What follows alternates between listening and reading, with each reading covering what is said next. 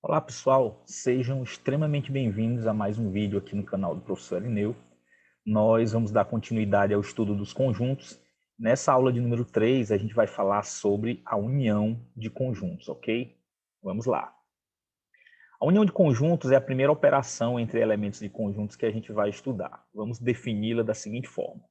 Dados dois conjuntos A e B, dizemos que a união entre eles, de notação A união B, é o conjunto formado pelos elementos que pertencem a A ou B.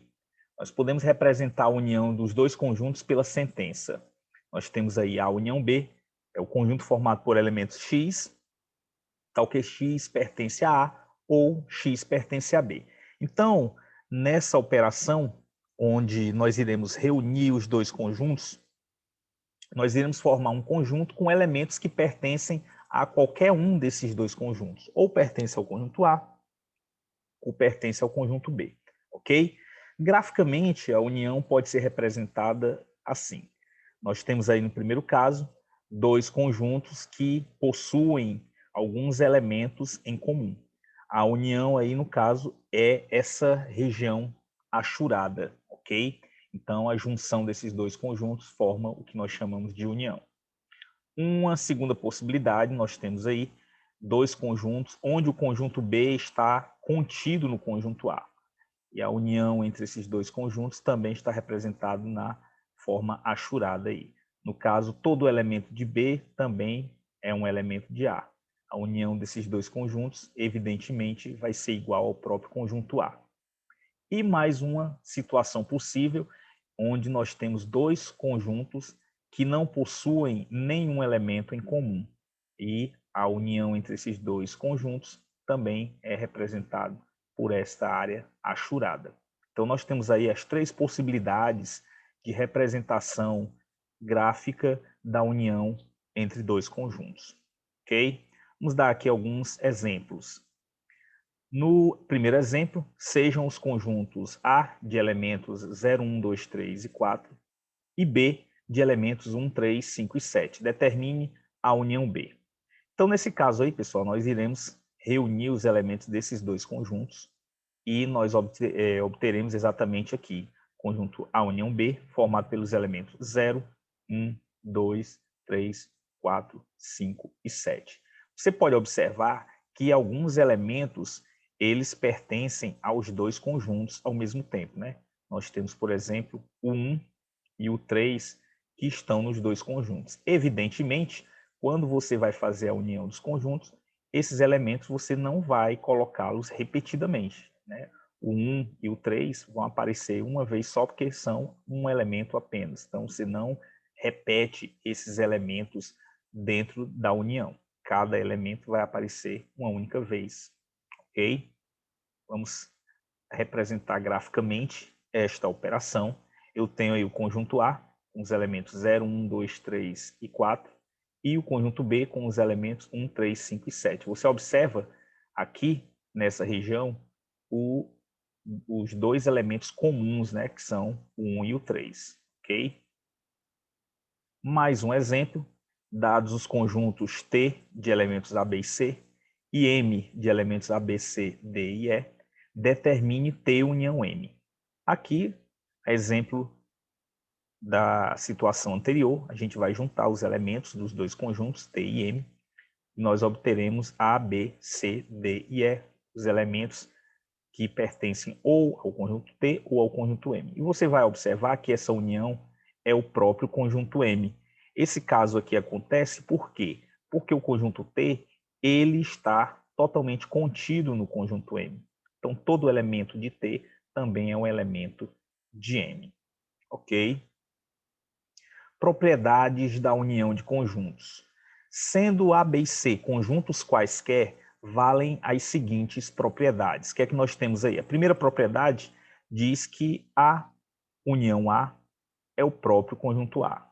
Nós chamamos isso de idempotente, ok? Então, se você pega um conjunto e une a ele mesmo, o resultado é o próprio. Então, isso aqui significa que você não vai duplicar os elementos, né? Isso não existe, ok?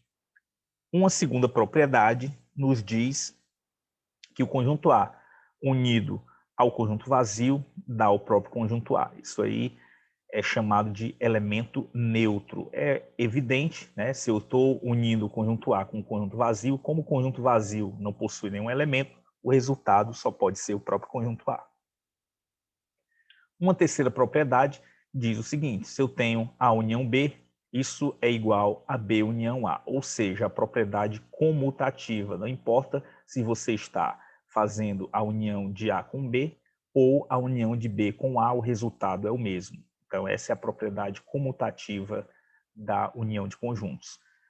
Uma quarta propriedade diz o seguinte: se eu tiver aqui A união B dentro do parêntese e depois vou unir com o conjunto C, isso aqui é equivalente a B união, aí aqui eu tenho a união entre A e C. Então, eu faria primeiro a união A e C, depois uniria com B. Então, isso aqui é equivalente, significa que a propriedade associativa também é válida para a união de conjuntos. Então, se você estiver lidando apenas com a união, você não precisa se preocupar em qual ordem você vai fazer a união dos conjuntos. Okay? Se são os dois primeiros, depois unir com o terceiro, ou se são os dois últimos e reunir com o primeiro. O resultado vai ser o mesmo. Vamos aqui para alguns exercícios onde nós iremos praticar a união entre conjuntos. No exercício de número 1, nós temos dados os conjuntos A de elementos A, B e C, B de elementos C e D e C de elementos C e E, determine a união B, a união C, B união C e A união B união C. Então vamos lá. Vamos começar com A união B. Então vou unir aqui os elementos do conjunto A e do conjunto B. Então nós teremos A, B, C e D. Ok? Vamos agora para a união C. Eu vou unir os elementos do conjunto A com o conjunto C. Então nós teremos A, B, C e E. Vamos agora à união entre os conjuntos B e C. Então vou juntar aqui os elementos do conjunto B com os elementos do conjunto C. Então terei C, D e E.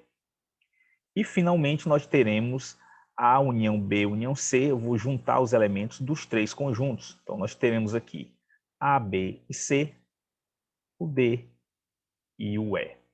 Ok? Então bastante simples essa questão, apenas para a gente praticar esta operação, ok? Vamos para mais uma questão. Dados os conjuntos A de elementos 2, 3, 4, 5 e 6 e B de elementos menos 1, 0, 2 e 3, determine a união B. Ora, eu vou juntar os elementos desses dois conjuntos. Então, nós teremos aqui, vamos colocar em ordem, né? Então, nós temos aqui menos 1, o 0, e o 2, o 3, 4, 5 e 6. Então, juntamos aí todos os elementos na união entre esses dois conjuntos. No exercício de número 3, sendo o conjunto A formado por elementos x pertencente aos inteiros, tal que o x é maior que menos 5 e menor que menos 2, e o conjunto B formado por elementos x pertencente aos inteiros, tal que o x é maior ou igual a menos 3 e menor do que 0, determine a união B. Nesse caso, pessoal, que os conjuntos estão expressos por propriedade, a primeira coisa que nós devemos fazer é representar esses conjuntos por extensão. No caso do conjunto A, nós temos que os elementos variam de menos 5 até menos 2. No caso, o menos 5 e o menos 2 não fazem parte desse conjunto. Os elementos, então, vão ser o menos 4 e o menos 3. No caso do conjunto B, nós temos aqui que o x está entre menos 3 e 0. O menos 3 ele faz parte do conjunto, então nós vamos de menos 3 até menos 1. Agora sim, nós podemos fazer a união entre esses dois conjuntos, juntando os elementos. Nós temos que a união B vai ser formada pelos elementos menos 4, menos 3, menos 2 e menos 1. Ok? Então, pessoal, nessa aula a gente viu a operação união entre conjuntos. Na próxima aula nós iremos ver a intersecção entre conjuntos, mais uma operação entre elementos de conjuntos. Agradeço a atenção de todos, espero contar com a ajuda de vocês, dando um like no vídeo, se inscrevendo no canal e ativem o sino das notificações para toda vez que eu lançar algum vídeo novo, vocês serem informados. Um grande abraço e a gente se vê no próximo vídeo.